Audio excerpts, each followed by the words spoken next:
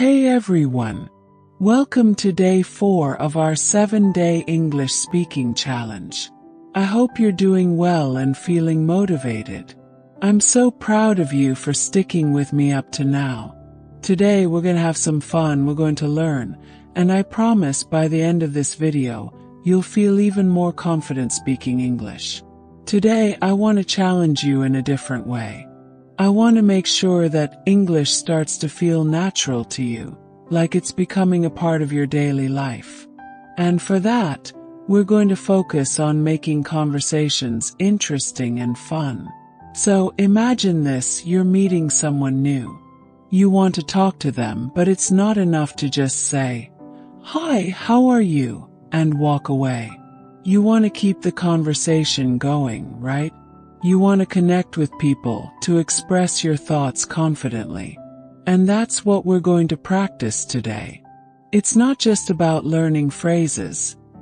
It's about understanding how to keep the flow of conversation smooth and natural. Let's start with something simple but very effective. Small talk. Small talk is a great way to get comfortable when speaking in English, and it's something we do every day. Whether you're meeting someone at work, talking to a neighbor, or even chatting with a friend, small talk helps you break the ice. But here's the secret.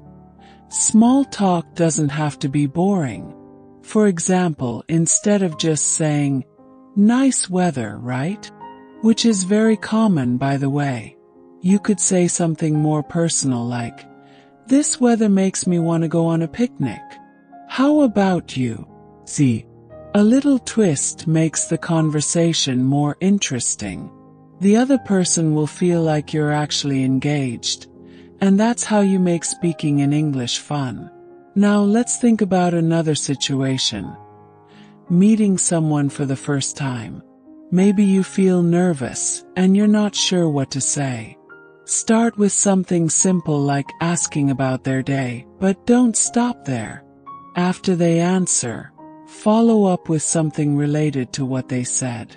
If they say, "My day was okay, just a lot of work," you can ask them, "What kind of work do you do? Does it keep you busy all the time?" Suddenly, you've turned a simple answer into a flowing conversation. But conversations are a two-way street, right? It's not just about asking questions. You need to share something about yourself too. If someone asks you, "How was your weekend?" instead of saying, "It was fine," try something like, "It was great. I went to this new restaurant and tried a dish I've never had before." Have you ever tried something new and loved it? See what happened there? You're not just answering, you're giving the other person a chance to engage more deeply with you. It's all about keeping that balance between listening and sharing. Now let's talk about how to deal with moments when you get stuck. It happens to all of us, even native speakers.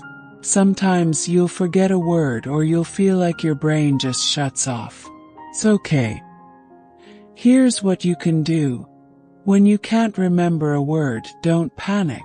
Just use another word to explain what you mean. For example, if you forget the word umbrella, you can say, "The thing that protects you from the rain." The most important thing is to keep speaking, even if it's not perfect. Trust me, people will understand you, and they'll appreciate the effort. You know what makes a conversation even better? Humor. Don't be afraid to laugh at yourself, especially when you make a mistake. If you accidentally say something wrong, smile and correct yourself. People love it when you don't take yourself too seriously. It makes you more approachable, and it shows that you're confident enough to keep going, even when things aren't perfect. Here's a funny story from my own experience.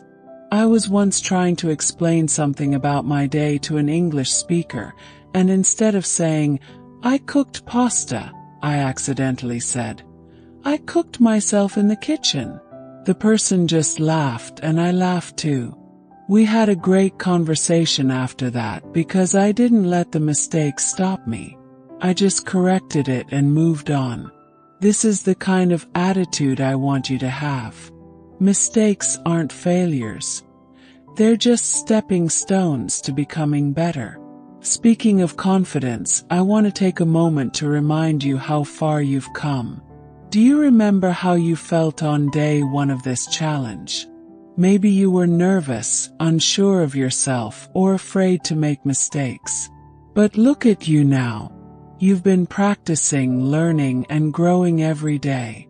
I can tell you're already more comfortable with English than you were before. And that's something to celebrate. Let's take a moment to think about your goals. Why are you learning English? Maybe it's for work, travel, or connecting with people from different cultures. Whatever your reason, keep it in mind as we move forward. Every time you feel frustrated or stuck, remember why you started this journey. Your motivation will keep you going, even on the tough days. Now, before we end day 4, I want to give you something practical you can do right now. I want you to think of a topic that you're passionate about. Could be anything: music, sports, fashion, cooking, anything at all. Once you have that topic in mind, I want you to talk about it in English. Pretend you're explaining it to a friend who knows nothing about it. You'll find that when you're talking about something you love, the words will come more naturally, and you'll enjoy speaking English even more. And one last thing, don't be afraid to push yourself. Challenge yourself to speak English in situations that feel a little bit uncomfortable. Maybe it's ordering food at a restaurant, asking for directions, or even just making small talk with a stranger. The more you practice in real-life situations, the more natural it will feel. Challenge for day 4. Remember, the goal here isn't to be perfect. It's to practice, and practice some more. The more you talk, the more confident you'll become. After recording yourself, listen to the playback. It might feel awkward at first, but this is a powerful way to track your progress. You'll notice areas where you can improve, and that's exactly what we're aiming for. Constant growth. Once you've recorded your 2-minute talk, try to extend it. Talk for another 2 minutes, but this time try to use some new words, phrases, or expressions you've learned during this challenge. Think of it as a snowball effect. The more you practice, the bigger your progress becomes. Bonus tip: if you feel stuck while talking, just pause, take a breath, and continue. Fluency comes with time, and it's completely normal to have moments where you need to gather your thoughts. Don't let those moments discourage you. Final thoughts. As we wrap up day 4, I want you to reflect on how far you've come in just a few days. Learning a language is not easy, and sticking to this challenge shows that you are dedicated to mastering English. The key to becoming fluent is consistency. Even on days when you don't feel motivated, just taking a few minutes to practice will make a huge difference over time. You've already conquered so many fears. Speaking out loud, making mistakes, trying new phrases. Every step you take brings you closer to becoming a confident English speaker. Here's something important to remember. English is not just a subject to learn. It's a skill you can use in everyday life. The more you incorporate it into your conversations, thoughts, and activities, the more natural it will feel. Whether you're practicing with a friend, watching a movie in English, or simply thinking to yourself in English, you're building those essential skills every day. So give yourself some credit. You're doing amazing work. Here's a quick list of some important vocabulary that you can try to incorporate into your conversations. 1. Engage. To actively participate or get involved in something. Example: I love to engage in conversations about travel. Flow. To move or progress smoothly. Example: Once the conversation started, it just flowed naturally. 3. Confidence. The feeling of being sure about your abilities. Example: speaking with confidence can help you make a great impression. For awkward, uncomfortable, or uneasy. Example: it felt awkward at first, but then I relaxed. 5. Express. To communicate your thoughts or feelings. Example: it's important to express yourself clearly in any language. 6. Overcome. To successfully deal with or conquer a challenge. Example: you've already overcome so many challenges in this journey. Let's finish off with a few motivational quotes to keep your spirits high. 1. The expert in anything was once a beginner. You started this challenge with a goal, and every day you're becoming an expert in English. 2. Success is the sum of small efforts, repeated day in and day out. Every time you practice speaking, you're moving one step closer to fluency. 3. Don't watch the clock, do what it does. Keep going.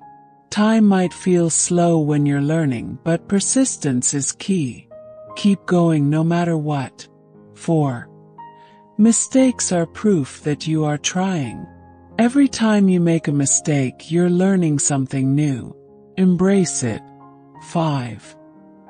Believe you can, and you're halfway there. Confidence is the key. Trust in your ability to learn, and the rest will follow. I want to leave you with this. Never give up. The road to fluency might feel long, but every single word you speak, every sentence you form, brings you closer to your goal. Learning English is a journey, and like any journey, it's filled with ups and downs. But the most important thing is to keep moving forward. You've already proven that you're willing to put in the effort. Now keep that momentum going. Use this challenge to remind yourself that every day you're getting better. Don't worry about being perfect.